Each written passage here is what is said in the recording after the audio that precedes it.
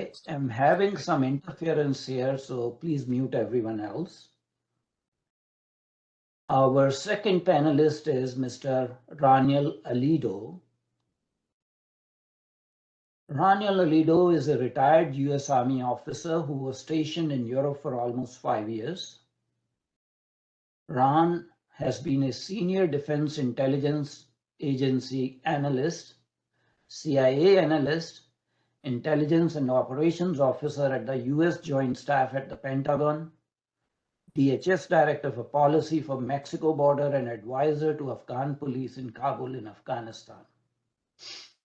Ran has given dozens of conferences and master classes about geopolitics and strategic intelligence in France, Romania, Colombia, Italy, Spain, Slovakia, and the United Kingdom. Currently, he resides in Miami, Florida, and owns a consulting company for matters of economics, geopolitics, and intelligence. This is the first time Ron is coming on our platform, but I am also happy to say that I have served as a co-panelist with him on other platforms. Now it's my honor to invite our second distinguished panelist, Mr. Ran Aledo. Ran, the floor is yours. You have around 15 minutes to speak. Please unmute yourself, Ran. You are muted. Sir, thank you very much for the invitation. It's a great honor. I'm very happy and honored to be here with you this morning. It's a great opportunity, and I really appreciate for the invitation. That's first to all my friends here in the United States and in India. I'm going to share my screen. You allow me for a second so I can.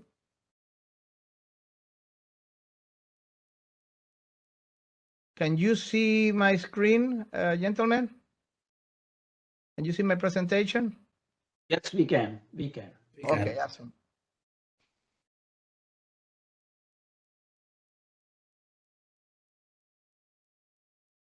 Second. So I'm going to talk about my perspective of what I understand is the cause, the main cause, the root cause, as we call it in intelligence. We call it the root cause, the Toyota 5 whys, the why of this current war between Russia and Ukraine, and actually Russia and NATO, because NATO is the one that is fully supporting, and the United States, obviously, on top of it, is the one who is fully supporting and fully behind the Ukrainian military right now. So you already gave me a great introduction. I really appreciate for that.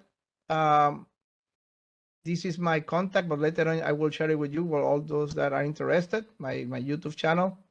As you said, I was in Afghanistan 4 times, and I was an advisor to the police over there in Afghanistan, in Kabul, and in the north, in Bagram, etc. A great experience of me, and I have the chance to participate for many years in the intelligence community in the United States, with the CIA, DIA, the Pentagon, etc. So I'm going to talk about why it's so important for Russia to prevent Ukraine to be member of NATO. Those of you who like history, you will recall the Battle of Stalingrad in 1942, in the fall of 1942, and that ended in early 1943. Today, that city of Stalingrad is Volgograd. The Germans knew that that area over there of the Soviet Union then, of Russia today, is the industrial heart, the oil heart, the industrial heart of Russia. That's where the oil is. That's where the heavy industry is. That's where the food basket also is. That's an important, extremely important area of Russia. And that's why the Germans, the German army, try in desperation to take that area. They knew that if they take that area, they most likely will knock out the Soviet Union at the time in 1942. They will win the war just by taking the richness, the oil, the industry on that area. And that area today haven't changed. It's still a rich area of heavy industry, oil, and the food basket of Russia. Russia cannot allow a NATO army within reach of Volgograd, of the Caucasus, of the North Caucasus. They need a buffer, and that buffer is what we call Ukraine. Ukraine, as you know, is a kind of a mixed country with a very different people on it. The south and the east are Russian-speaking Ukrainians, are of the Russian Orthodox Church that speak Russian as a first language. They have a lot of family in Russia. The north and the west part of Ukraine is basically parts of Poland and Hungary that were taken out from Hungary and from Poland and given to this new country that we now call Ukraine.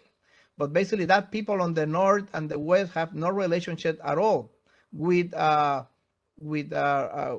Russia, and that people have no links at all with the Russian heritage at all. And the center of the country, basically, that is what we can call properly Ukraine, the old parts of Kiev. That is basically the same people of Russia, but with some differences, with some different language variation that they call Ukrainian.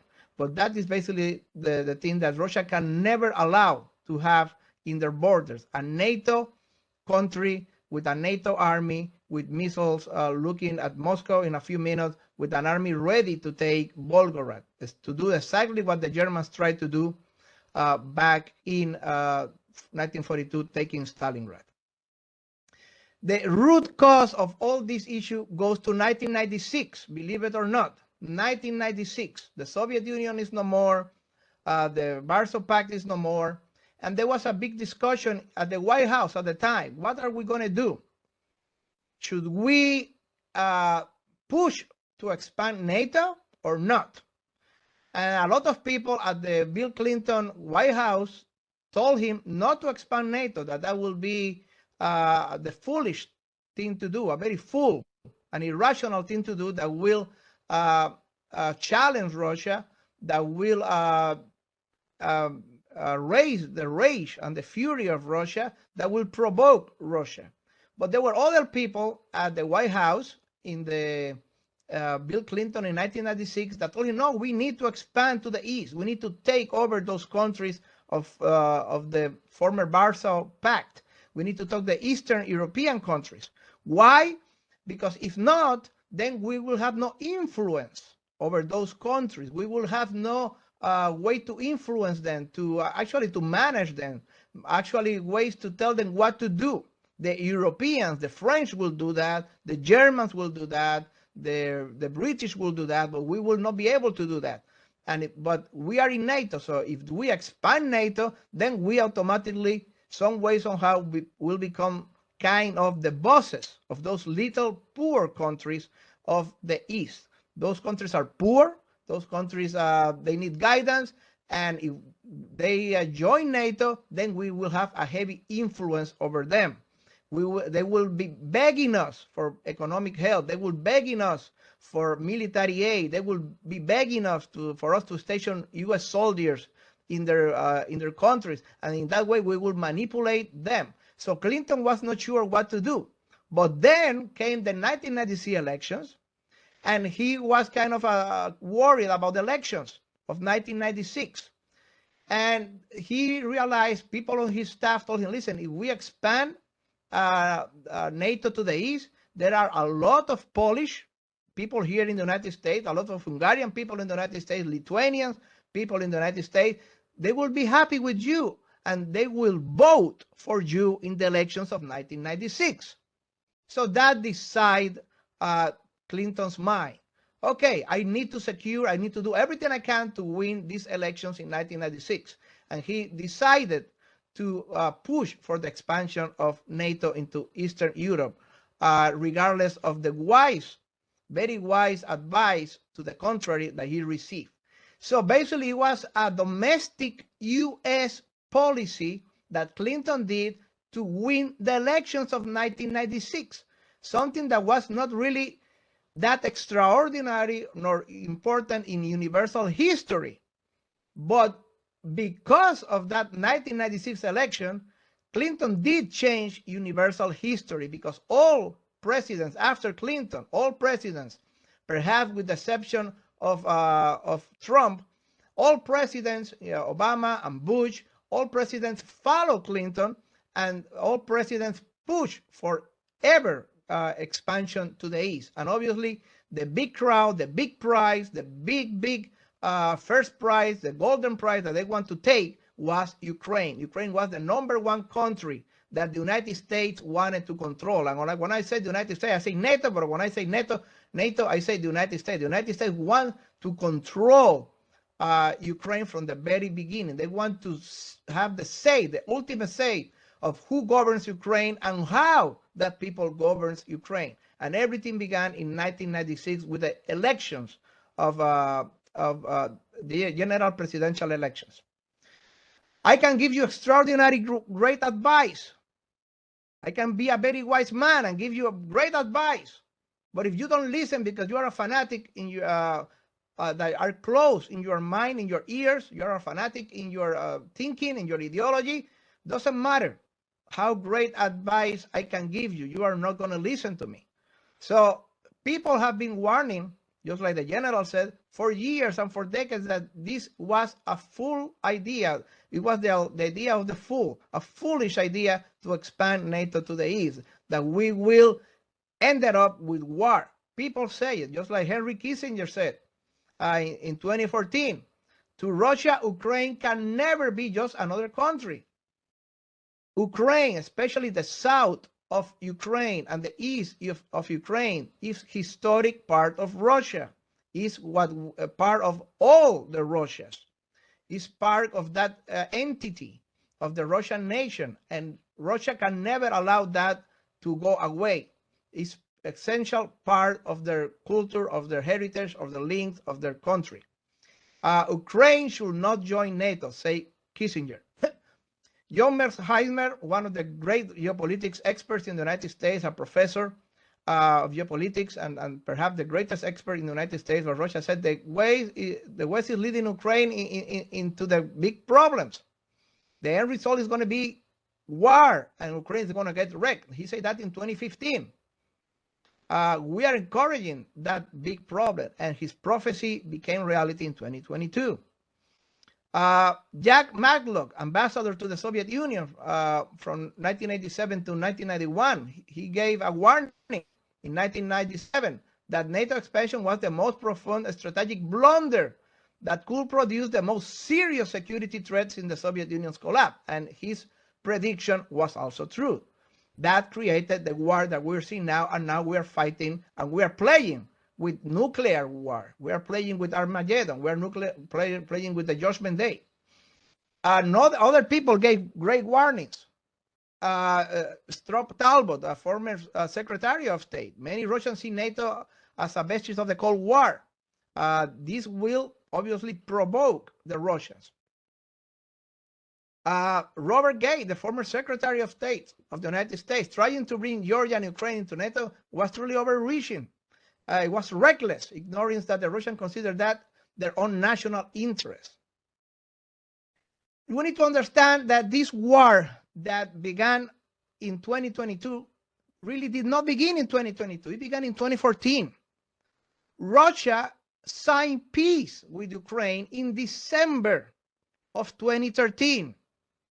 The president of Russia and the president of Ukraine, they signed a $15 billion bailout agreement, peace and love forever between Russia and Ukraine in December of 2013. There was peace. There was not intention to invade Crimea or to bomb Kiev or to have a war or anything like that. Well, it was peace, peace, and peace between Ukraine and Russia in December of 2013. But 2 months later, after Ukraine and Russia signed the peace agreement, then the Obama came into play. Obama and Victoria Nuland, her woman to destabilize Ukraine. Victoria Nuland confessed she spent $5 billion, $5,000 million in propaganda in Ukraine just to move the public opinion of the Ukrainians against Russia and in favor of the United States and in favor of NATO. And then in February of 2014, just 2 months after Russia signed peace with Ukraine, came the famous coup d'etat, the famous coup of Euromaidan, for 80 policemen dead, and the United States installed a puppet government, completely anti-Russian, completely pro the United States, completely pro NATO in Kiev. So the peace that Russia signed with Ukraine in December of 2013 only lasted like 2 months, thanks to Victoria-Nuland, thanks to Obama, thanks to Biden, who was the vice president of the United States by that time. What I tell people is, listen to the real experts. Don't listen to the main media. No, obviously here in the United States. Listen to Professor Meyershammer. Listen to Tucker Carlson. Listen to Henry Kissinger, to Pat Buchanan. Especially listen to U.S. Army Colonel Douglas McGregor and Colonel Richard Black. Those are not neocons. They will not follow the media narrative. They will tell you the truth here in the United States about what is going on in Ukraine. That's what I tell everybody all the time. Listen to the real expert. Do not listen to the media. Do not listen to CNN. They will just follow the Biden line and the Ukrainian government line. And India has taken the very smart route, India, of having neutrality. They are not following blindly the United States. They are not following blindly NATO. They are taking their own stance. India has 20%, more or less 20% of the world population. The foreign minister of India has been very clear. We are not going to follow the United States. We're going to take our own position, and we're going to defend our own Indian interests. Thank you very much for your attention. I really appreciate it. I thank you very much, Ron, for bringing parts of history that are lost in the mist and lost in the national jingoistic moments. When a wave of jingoism takes over, people forget history. And those people who forget history are always condemned to repeat it. So I'm very glad that you brought the historical dimension to fore with your military and intelligence experience and informed our viewers that a lot more was going on prior to February 24th, 2022. And I know that Ron had talked about Victoria-Nuland trying to engineer the Euromaidan so-called revolution and spend $5 billion. And at that time, the US ambassador to Ukraine was current Assistant Secretary General Jeffrey Piot. And in a telephone conversation that was recorded between Victoria-Nuland and Jeffrey Piot, Jeffrey Piot is saying that European Union will have some reservations about this plan. And Victoria-Nuland was on record saying, fuck EU. I'm sorry to say those words. So all those things are on record in history. So the war did not start in February 24th, 2022. This is a slow walking war of NATO, going on from mid 1990s. Unfortunately, in 1990s, the Russian Federation had a president that was very well supported by United States. That president was Boris Yeltsin, who in the name of democracy was allowed to actually destroy the Russian Federation's parliament with tanks. So much about talk about expanding democracy. So we need to really give careful attention to the history of 1990s before we comment on today's war, because they are continuum of one and the same thing.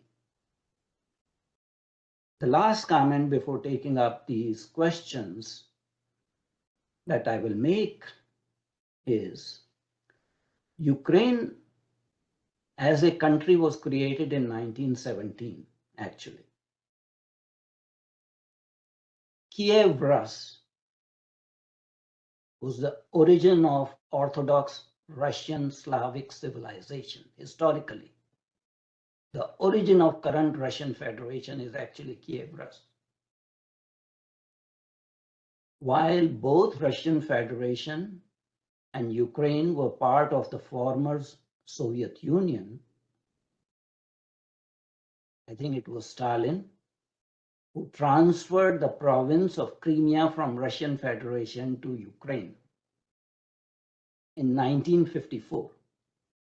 Because both the states were part of the same larger Soviet empire, there was no noise about it.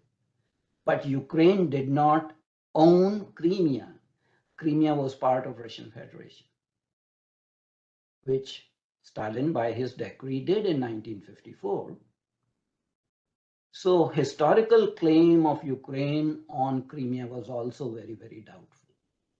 I'm bringing these actually historical facts to the table for people to understand, and rather than be carried away by a certain kind of propaganda or one-sided information warfare. And now I will start reading the questions, and I brought these facts because some of the chat function questions are referring to some of the related issues. So the first question is from Dr. Minual. As an independent and sovereign country, Ukraine is free to decide whether to join NATO or not. How can Russia invade Ukraine in case the latter is interested to join NATO? In the context of Russian invasion on a sovereign country, can we say that international law is meaningless? I'll start with Ron Aledo. Ron? Well, Ukraine as an independent country did not want to join NATO. Ukraine as an independent country wanted to sign peace with Russia, and they did in December of 2013. That was the true, legitimate, full government of Ukraine that included Crimea, included the Donbass, included all the eastern areas of Ukraine. So the legitimate president, Yanukovych, of the Party of the Regions, the president of Ukraine, did not want to join NATO. That was their independent sovereign country decision. Their independent sovereign country decision was to sign a peace deal for $15 billion with Russia to get cheap gas, to sign peace with Russia, and to join our economic agreement with Russia. That was the independent sovereign nation decision of Ukraine. The United States did not like that. Obama did not like that. And that's why they organized a coup in February of 2014. So they removed the legitimate democratically elected president of Ukraine, and they put a puppet. That's Victoria-Nuland put a puppet that will do whatever the United States tell them to do. If the United States tell them jump, they will jump. If the United States says run, they will run. If the United States said touch your head, they will touch their head. They do whatever the United States tell them to do. And that puppet government obviously is put over there by Victoria-Nuland, Ivan Obama, first Poroshenko, now Zelensky. They do whatever the United States tell them to do, and they tell the United States, gave them the order, hey, now try to join NATO. But that is not the real government of Ukraine. That president was not elected by the voters of Crimea. They did not vote in that election. The voters of Donbass did not vote in that election. The real president of Ukraine, the legitimate president of Ukraine, elected by all Ukrainians, including those of Donbass, those of Donetsk, those of Lysychansk, those of Crimea, Yanukovych, the democratically elected president of Ukraine, he took a sovereign independent decision of signing peace with Russia. And that's something that Obama did not respect, did not want it. Victoria-Nuland did not respect, and they organized an illegal, undemocratic coup in February just so they can put somebody that will do whatever the United States tells them to do. Thank you, Ron. I will invite actually Major General Jagatbir Singh to give his comments before I go to Ambassador Kapoor. You're muted, sir. Thank you very much, sir. Just one point. You mentioned that it was Stalin in 54 who handed over Crimea to Ukraine. In fact, it was Khrushchev in 54 who handed over Crimea to Ukraine. And why I'm saying this is that Khrushchev was a Ukrainian, Brezhnev was a Ukrainian, Gorbachev's mother was a Ukrainian. So what I'm trying to get at is that a history, the geostrategy of a country is bound by its history, by its culture, by its language, and by its borders. Now, these four are more deeply intertwined with Russia, like you very correctly brought out. It owes its origin to Rus Kiev and the Orthodox Church, rather than to NATO, and has been wonderfully brought out by my panelist Ron.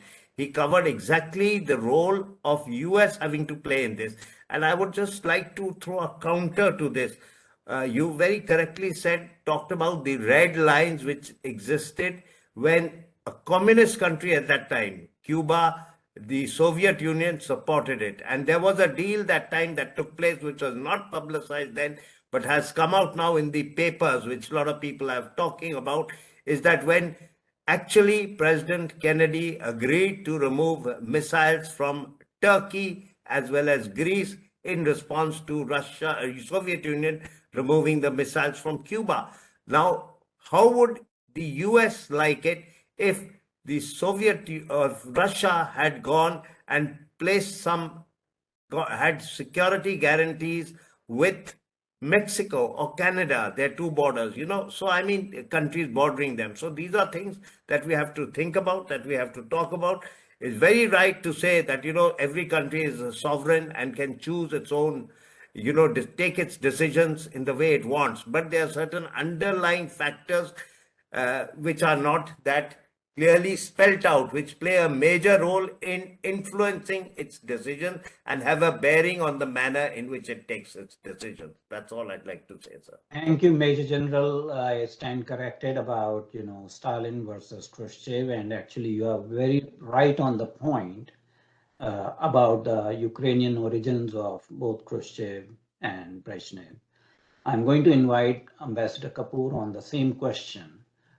That Ukraine was a sovereign country, it had every right to join NATO. What is the counterpoint? Well, I would defer to the comments made by my very distinguished co-panelists, Ron Aledo and General Jagatbir Singh. And I think we should move on to other questions so that we have time to deal with those also. This has been adequately answered by both of them. Thank you. Thank you, Ambassador Kapoor. The next question is from Narayan Kumar, and it is, what was the immediate provocation for Russia to invade Ukraine? Putin had already denied Ukrainian statehood and sovereignty in a speech many years before the overt invasion of Ukraine. Isn't the NATO expansion a subterfuge to invade Ukraine? And I'll go back again to Ron first because of his specialist experience. So Ron, please go ahead and answer this question. Well, there were many. Again, we have to use the intelligence method. There is many root causes. Obviously, the first root cause was the February the 2014 Victoria-Nuland coup that destroy and to remove the legitimate democratically elected president Yanukovych of Ukraine and install a puppet government in Ukraine. That was the first one. Then the rearmament of Ukraine. Russia will never cannot allow a strong armed and Western-oriented Ukraine for the reasons I explained at the beginning, because that border with Volgograd, with the Caucasus is sacred. They need to protect, they need a buffer, not a military force over there. Then there was the Minsk Agreement, 1 and 2, that Ukraine refused to follow. Those Minsk Agreement gave them fully, not independent, but fully autonomy to the Donbas regions of Donetsk and Lugansk. And they were to be respected by the Ukrainian government. And they also gave them veto power to the Donbas areas, to those in semi-independent areas, to veto international relations decisions. And the Ukrainian government, obviously under the influence of the United States, refused to execute the Minsk agreement. So that was another immediate trigger. But the last trigger, the ones that, let's say, the glass of water that Russia could not handle anymore, was the November 2021 agreement that the United States signed with the government of Ukraine. It is still in the State Department website. It's a military and economic agreement, mutual defense agreement, an economic agreement and geopolitical agreement between the United States and Ukraine, signed on November of 2021. You can go to the State Department and you can read. And he said that the United States will help Ukraine to recover Crimea, that the United States will give weapons to Ukraine, that the United States will do labs, biological labs in Ukraine, that the United States will help in any way or form to make stronger the Ukrainian military, that the United States will share intelligence with Ukraine, etc., etc. A big list of we are one forever and ever and we love each other. And that November 2021 agreement signed between the governments of Ukraine and the United States was the last step, the last drop that Russia could not afford anymore. And that it was the immediate trigger of the invasion. But again, there are many steps. And one more thing that I forgot to say about the last answer that I gave, that Ukraine is an independent sovereign country and have the right to join NATO. Cuba also was an independent sovereign country, and they have the right to place Soviet missiles in their land because it's an independent sovereign country, right? Everybody's an independent sovereign country, and they can do whatever they want on their land.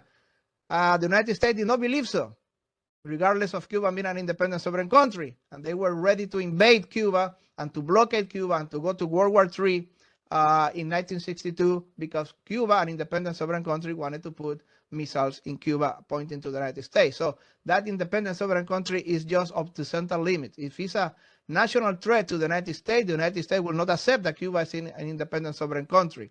If Ukraine joining NATO is a threat to Russia, so then Russia will not accept that Ukraine is an independent sovereign country. Thank you. Ambassador Kapoor, the same question to you. Sure. I, also would like to mention that the Indian stance in this regard was that the Article 5 of the United Nations Charter states clearly that you have to continue with all your efforts for negotiation and diplomacy. And only if all channels of negotiation and diplomacy fail, then you can move to Article 6, which is to take any action.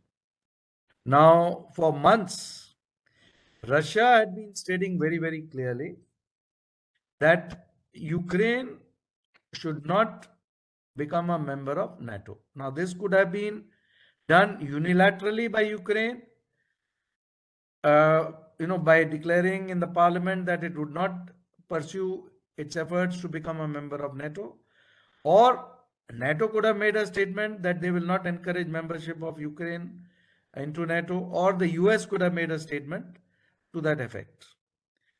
Now, if Russia is saying that this is a red line which cannot be crossed, and then it is putting 100,000 soldiers on the border for so many weeks, I thought those were very, very clear signals. And if you have the leadership of so many countries like France and Germany and UK and others hopping in and out of Moscow and talking to Vladimir Putin and not listening to what he is trying to communicate, and on the contrary, just parroting the US line of Ukraine's right to become a member of NATO.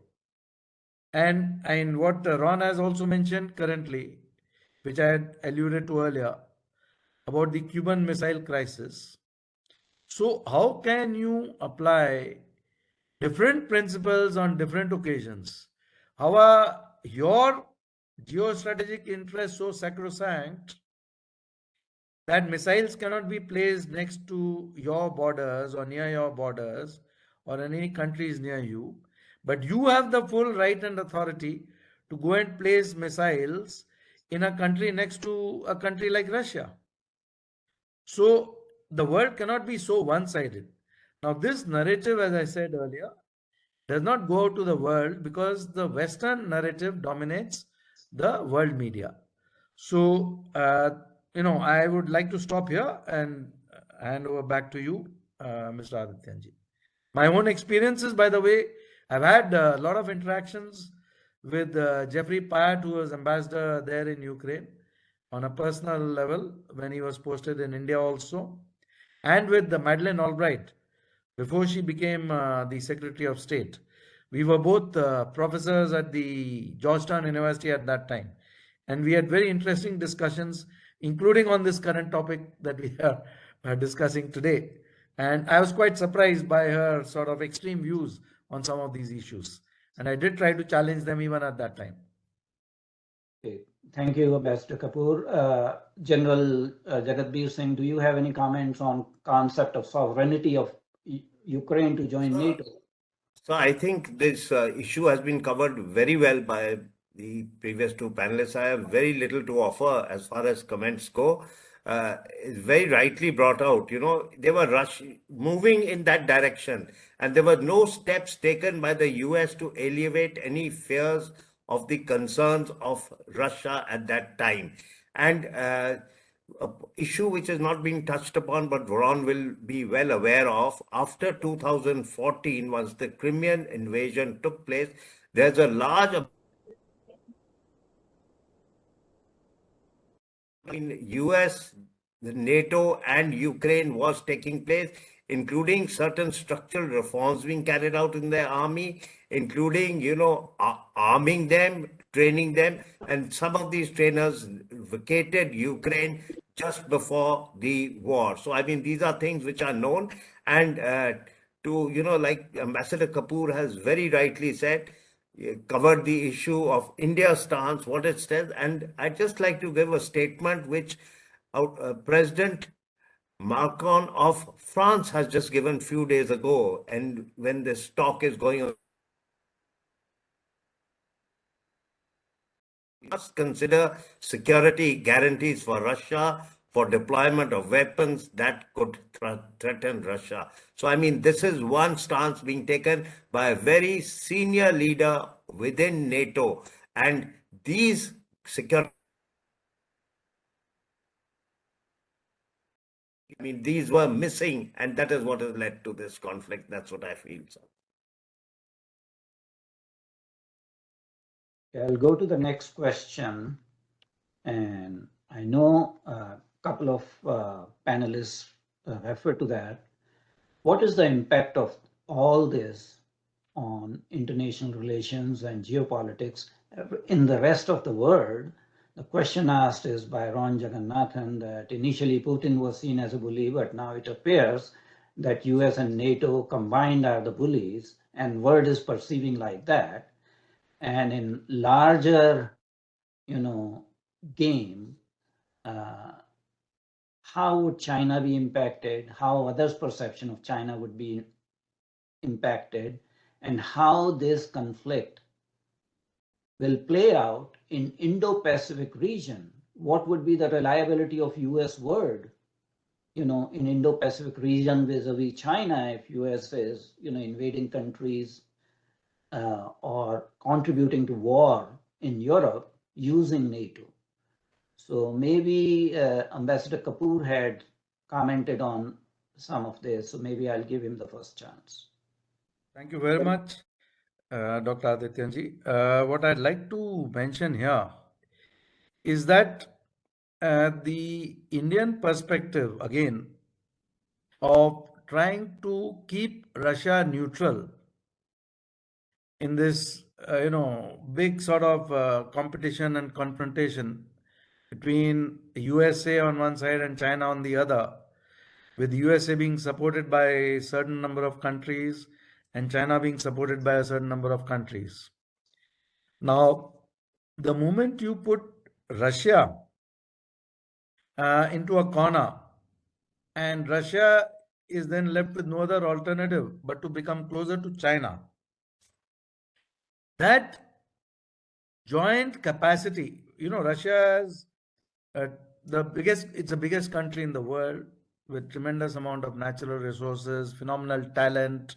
We have seen it historically in the space aspects, in mathematics, in sciences, in so many areas. Now, a country like that, which has a phenomenal ego also and a very great history. Now, if you are pushing that into China's embrace, suddenly you are making yourself weaker than that combined power of Russia, China, and just a handful of countries who are supporting it, maybe like Iran, North Korea, and Pakistan to some extent, not entirely. On the other hand, USA with all the Western allies and with Australia, Japan, South Korea, etc., is still not in a comfortable position to challenge that grouping. So what happens? India becomes the counterpoise. Now, if India were to weigh in very heavily to the Western side as a partner, then the chances of there being a sort of a way ahead to see how to deal with the situation for the global good would be possible. Now, if on the other hand, you are alienating India also in so many ways, like, upgrading those Pakistani planes, F-16s, which you have provided them earlier, etc., and, creating so many irritants in your relationship and making it even more difficult for India to sort of speak out strongly on your side, and for trying to again try to have a sort of an arrangement or collaboration with India, which is that of an ally or an alliance partner, which India never will get into.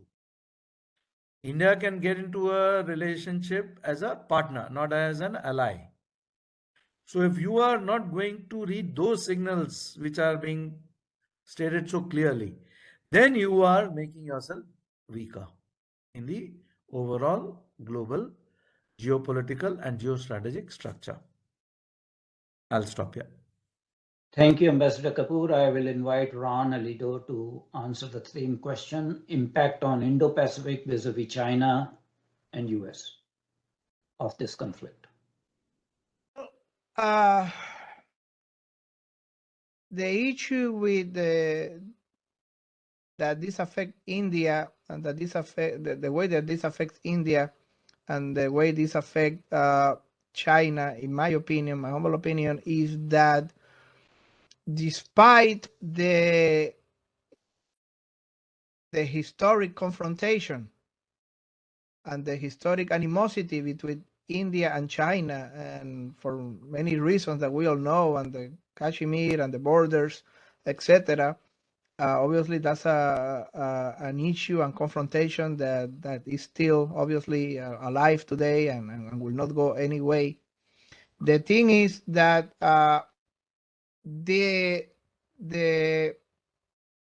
relationship between India and China and other countries, like part of the BRIC, as we know, South Africa and Brazil, the thing is they are closer now, including India and China, closer in their international posture, because they share a very similar and a very kind of similar position related to this situation between Russia, Crimea, Russia, Ukraine, NATO, and the United States.